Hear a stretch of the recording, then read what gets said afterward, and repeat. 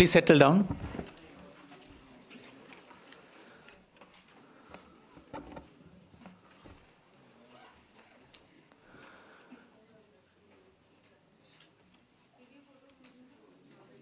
Namaskar, good afternoon, and welcome to this special briefing on the visit of the Crown Prince of Saudi Arabia to India. You would have seen the visuals of his arrival yesterday at the airport and the special gesture which was extended by our Prime Minister when he went to the airport to receive the Crown Prince. And today morning, apart from the ceremonial welcome, Prime Minister had talks with the Crown Prince of Saudi Arabia in 3 different formats, restricted, one-on-one, and then followed by delegation-level talks. To brief you on the visit as well as on the discussions which took place between the Prime Minister and the Crown Prince of Saudi Arabia, I have with me Secretary Economic Relations in the Ministry of External Affairs, Shri T.S. Tirumurthy. I also have our ambassador in Saudi Arabia. Secretary will do the briefing on the course of the visit and on the details. After that, we will have some time for the Q&A session. Sir, the floor is yours.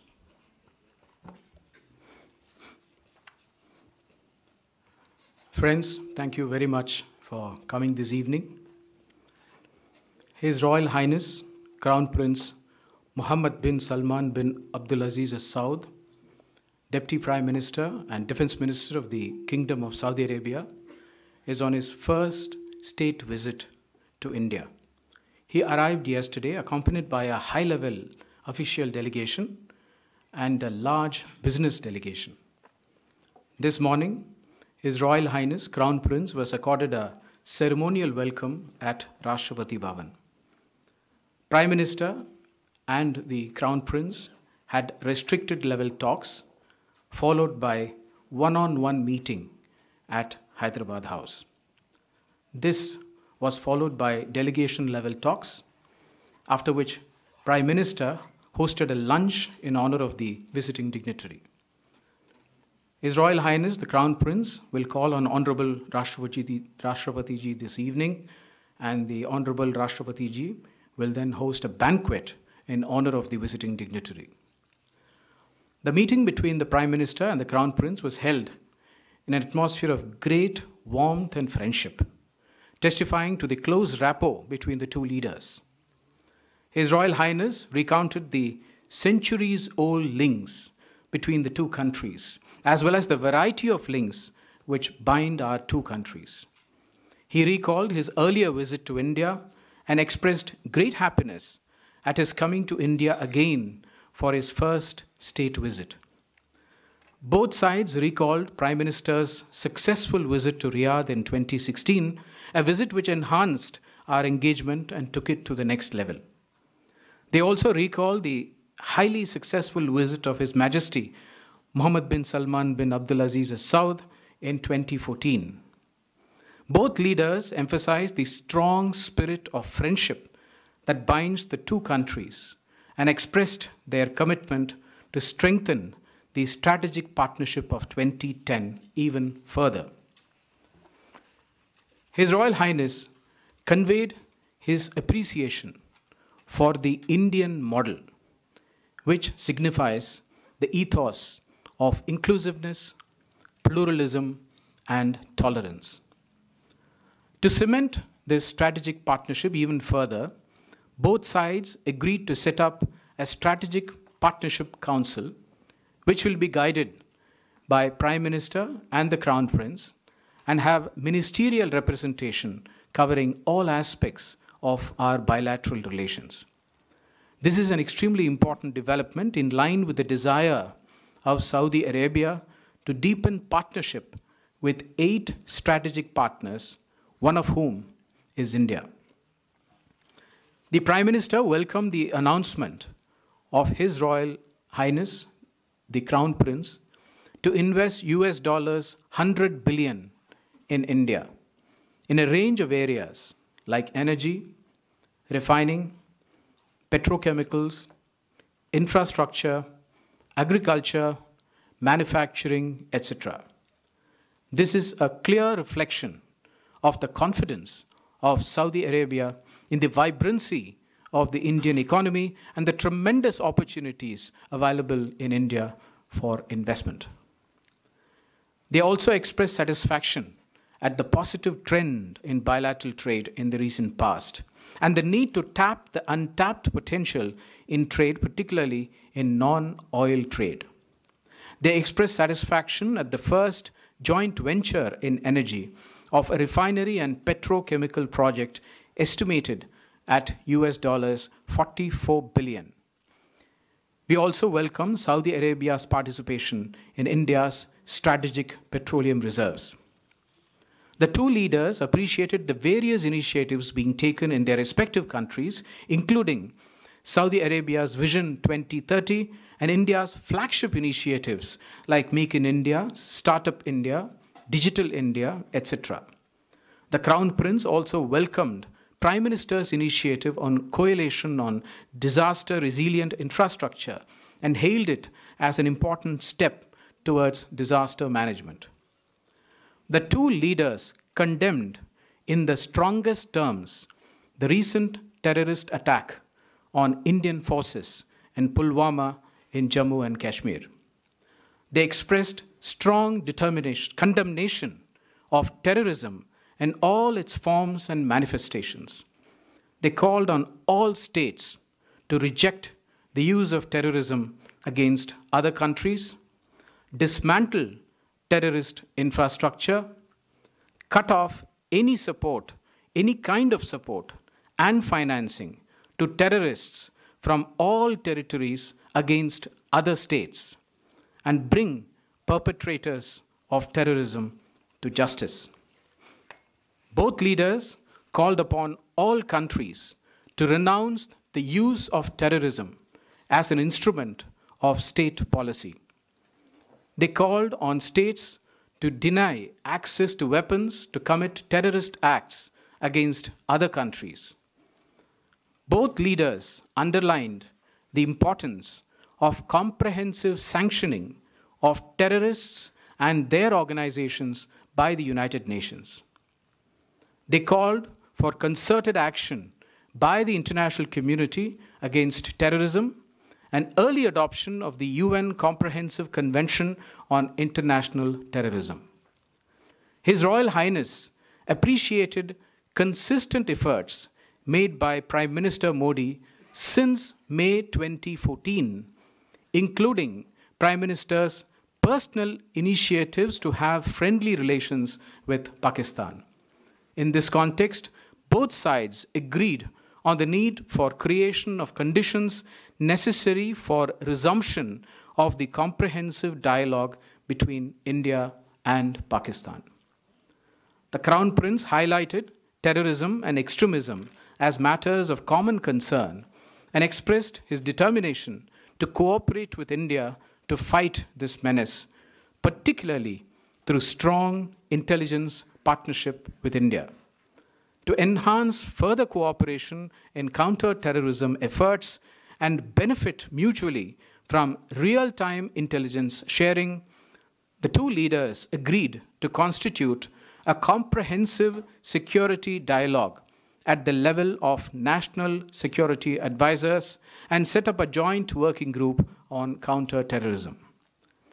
On the defense front, the two leaders welcomed the outcome of the recently held 4th Joint Committee of Defense Cooperation in Riyadh in January this year. They agreed to hold the first joint naval exercises at the earliest and expand our defense relations in other areas like joint exercises, joint production, supply chain development, etc. Both leaders agreed to enhance the cooperation to strengthen maritime security in the Gulf and the Indian Ocean region. They agreed to cooperate along with other Indian Ocean Rim countries in serving as the net security provider for the Indian Ocean region. On regional connectivity projects, both sides agreed that they should be based on universally recognized international norms, including respect for sovereignty and territorial integrity of states. the leaders expressed serious concern at cyber terrorism and misuse of cyberspace. They agreed to continue ongoing close cooperation in a range of security issues. Prime Minister thanked the Saudi leadership for hosting a very large Indian community of over 2.7 million and for looking after their welfare. Prime Minister also thanked Saudi Arabia for designating India as the guest of honor in the prestigious Janadriya festival in 2018. Both leaders agreed to increase the frequency of direct flights of carriers of India and Saudi Arabia by 384,000 seats per annum, which will give a huge boost to tourism as well as to the large Indian community in Saudi Arabia. At our request, Saudi Arabia have decided to increase the quota for Hajj pilgrims from India to 2 lakhs. This gesture was deeply appreciated. India has also decided to extend e-visa facilities to Saudi nationals. Saudi Arabia has also agreed to resolve issues relating to Indian workers who are currently stranded in Saudi Arabia due to the closure of one foreign company. This gesture was also deeply appreciated. Both sides committed themselves to promote reformed multilateralism in multilateral fora and in international organizations, including pursuing UN Security Council reforms. We will also work together to address the problems and issues of fugitive economic offenders. The following MOUs were signed this afternoon. MOU on investing in the National Investment and Infrastructure Fund of India, MOU on cooperation in the field of tourism, MOU on cooperation in the field of housing, Framework Cooperation Agreement between Invest India and Saudi Arabia General Investment Authority, MOU on cooperation in broadcasting for exchange of audiovisual programs, and finally, agreement for from the Kingdom of Saudi Arabia to join the International Solar Alliance. Thank you very much.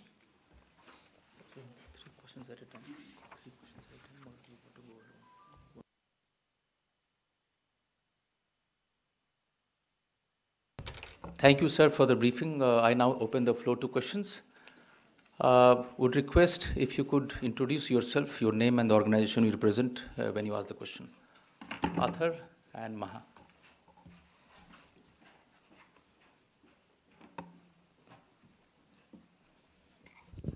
Good evening. The question is for Secretary R. Durumurthy.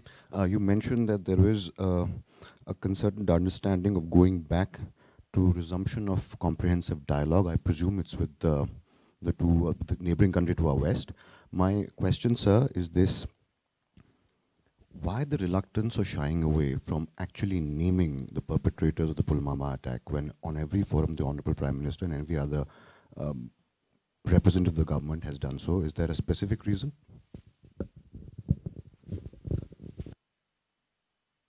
Related question: was the complicity of Pakistan in the Pulwama attack underlined? The complicity of Pakistan in the Pulwama attack was very much underlined. And what they agreed, just to answer your question, what they agreed was the need for creating the necessary conditions for any resumption of talks. And the other aspect of your question is really on Pakistan. At this point of time, let us focus on the Saudi Arabian visit. Ranjit ji. And the $100 billion fund you referred to includes the already committed $44 billion Ratnagiri refinery project, and also it will be invested through National Investment and Infrastructure Fund. We'll take one more. Brahm Prakash. क्या Saudi की तरफ से भारत पाकिस्तान के बीच जो tension चल रही है, इसको लेकर क्या मध्यस्थता की पेशकश की गई है भारत के समक्ष?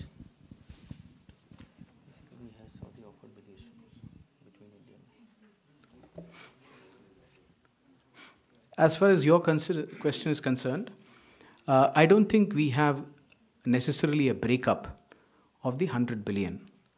But that said, definitely we are counting the investment which is going to go into the refinery and the petrochemical complex also.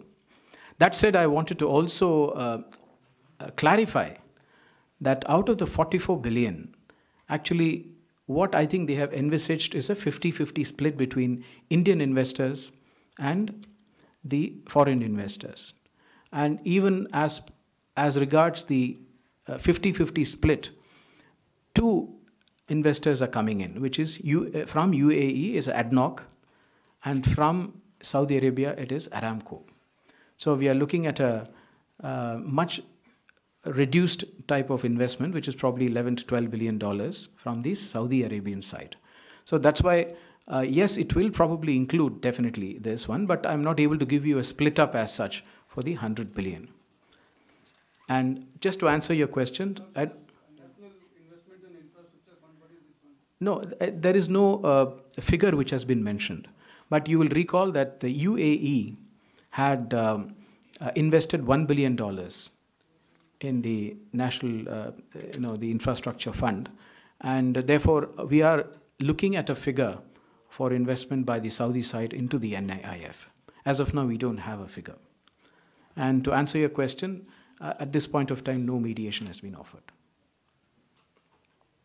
You see, what I'll do is, if there is any question which relates to the meeting today and connects to Pakistan, I think we will take. Secretary has already answered that question. He has made it very clear that both countries, they strongly condemned the Pulwama attack in the strongest possible term. So I will not take any question related to this topic now. Yes, please.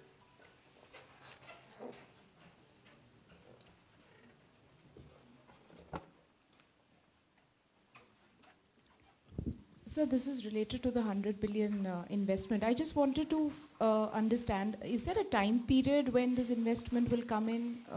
There is no time period. Okay. As of now. Okay, so it was a commitment to invest 100 billion. I mean, is that? It was a commitment to invest 100 billion. Yes. But let me also say that some of the talks are already going on.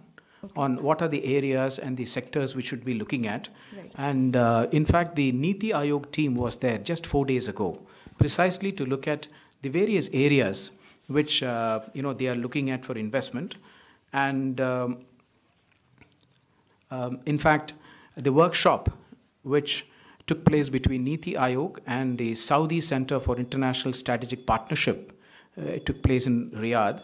They have identified more than 40 opportunities for joint collaboration investments across various sectors. So we will have to sit and work through these 40 sectors and 40 opportunities and see what comes up. Siddhant.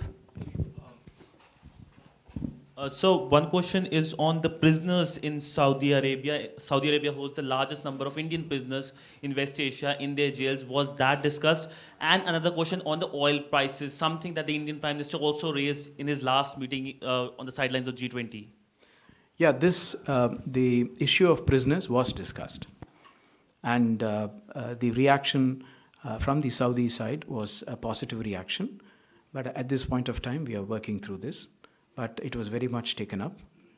And the other one was? Oil prices. Yes, and that has always been a matter of discussion. Particularly energy is a major area of, and Saudi Arabia is one of the pillars of our energy security. So therefore, all these were taken up with the Saudi side. Just hold on, I'll come to you. Just 1 sec. Aap dono. If you can introduce yourself as well. My name is Zubair Ahmed. I'm from the BBC. Recent reports are that Indians working in Saudi Arabia are facing a lot of hardships. Probably more than 100,000 Indian workers have come back to India.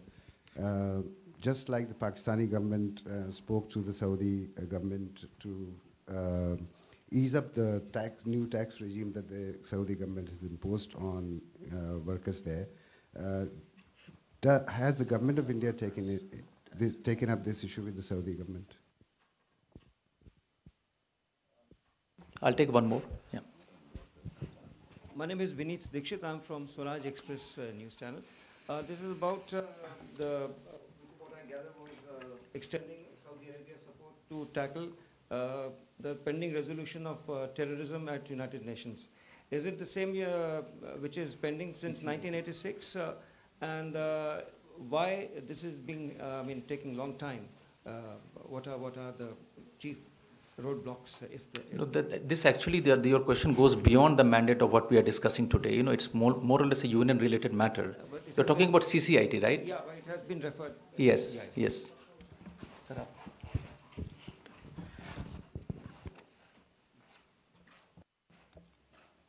Now, let me say that the issue of Indian workers in Saudi Arabia is a matter of high importance for both countries.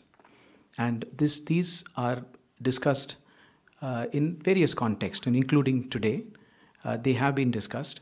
The taxes you are actually referring to is not on the workers, actually. It is slightly different, just for clarification.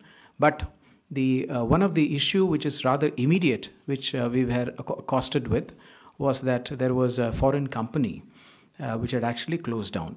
I think it's a Cyprus company in which more than 2,600 workers have been stranded.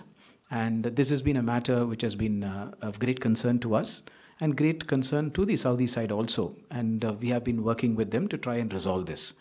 And the indication that we have got today is a very positive indication. And that is why I'm happy to announce that we are working through this. And as regards a few other things also, we have taken it up with them. And they have promised that they will be considering it most seriously. So for accuracy's sake, you said the number of Indians working there is 2.7 million. But often, I think the numbers vary. It's 3.1 million or 3 million. So what is the correct number?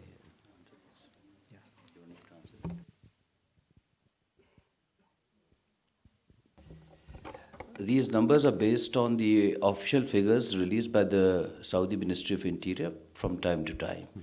You're right, there was a time, a year or so ago, or maybe a little more, when it was 3.1. But the latest figures which have been received by us this January, or maybe December, is 2.7 plus. So these numbers keep changing plus up and down depending on many factors, but this is the figure as of right now. When the next figures come, we will be in a position, but as of right now, we're talking about 2.7 plus. So the number of returnees is more than 100,000 or? No, so you are talking about a period which included, since you have mentioned it, the amnesty which went on in 17 with all people with illegal status, that basically meant no documents. They were covered, and those who did not avail of that amnesty, the Saudis declared and went on to a program of flushing out. So in that process, during amnesty and this thing, I don't think more than 100,000 total plus, but over a period of a year and a half has happened. No, your question has been answered, right? CCIT is something which normally when we have a discussion with our partners, we do request and we tell them that this is a matter which has been long pending, and we seek their support in concluding this agreement at the earliest. It is not Saudi specific. Please use the mic and then I'll come to you. The Hajj quota hike will be implemented from this year or next year? Indrani, you had a question? Yeah. Thiru, did I hear you right when you said that the Saudi prince agreed that terrorists of all varieties should be sanctioned comprehensively by the UN? In that case, how does it square with the joint statement that they made with the Pakistanis 2 days ago that said that cautioned against politicizing UN sanctions? Yeah, just to answer the other question, the agreement for hiking the Hajj quota has just been reached, and when it will come effective will really depend on the logistical and other things, and we will have to discuss with them because it's a very, very massive exercise. So that's why that is something we need to sit and discuss. And as far as your question is concerned, that we have agreed on, let me just read it out to you.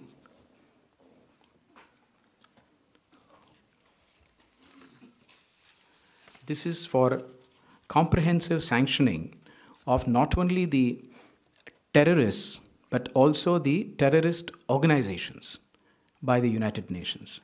So it is both, because we have had a couple of anomalies.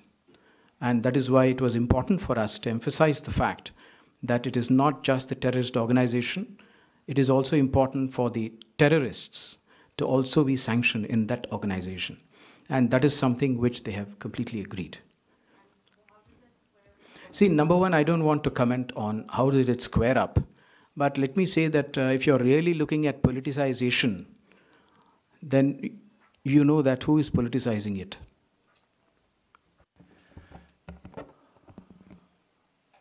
Ramanand. Sir, was there any discussion on other common regional issues? And if so, could you just give us an outline of what were the areas?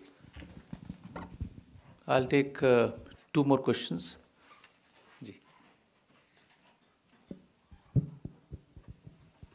Mr. Tirumuthi, on this side. On security and defense and terrorism, there were references in 2014, 2016 and 2010. A lot of the language is used here. What's difference in defense and terrorism cooperation in this instance? Comprehensive sanctions as mentioned by Indrani is one. What is other? Take the last question, sir. Sorry? What did you say? Comprehensive? No, what I said, a lot of the language is the same as that was mentioned in 2016 and the 2014 joint statements and declarations. So what is new in all this, apart from one that Indrani mentioned about comprehensive sanctioning? What are the other forward movement and defense and terrorism? I'll take the last question. Kalol. Sir, did you discuss the Afghan situation with the Saudi delegation? And are the Saudis on the same side as far as the Indian position is concerned of, Afghan-led and Afghan-controlled peace process? No, we did not discuss the Afghan situation during this visit. As far as other areas which were discussed, broadly it referred to, we discussed areas relating to the Middle East, Syria and Palestine. In connection with your question, I think you should look at the joint statement before you sort of see what is the difference between the statement now and the statement before.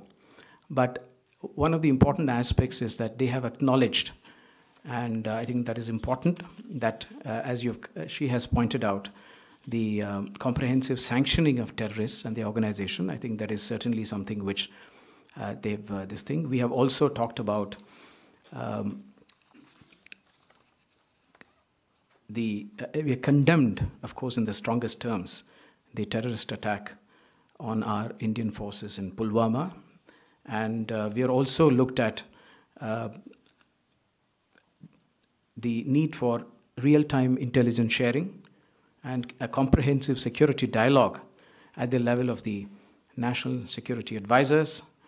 And there has also been a clear indication by the leaders and a clear calling upon all countries to renounce the use of terrorism as an instrument of state policy.